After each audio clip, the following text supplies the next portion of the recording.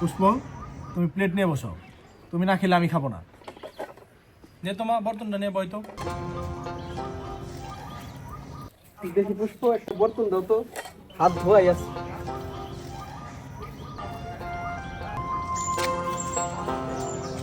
খবর কিছু শুনছেন উস্তাদ? কি খবর? বুঝলো তো, তার স্ত্রীর 3 তালাক দিয়ে বসে আছে। বলো কি? আহারে, কত হাসি খুশি একটা মেয়ে। হ্যাঁ, হাসি খুশির দিন শেষ, এখন খালি নাকে বানি আর চোখে বানি। এই আলোচনা এখন বন্ধ থাকুক, খাওয়া শেষ করো। উস্তাদ, আপনার সাথে একটা পরামর্শ। আমি যদি বজলুরের তালাক প্রাপ্ত স্ত্রীর বিবাহের প্রস্তাব দেই, তাহলে কেমন হয়?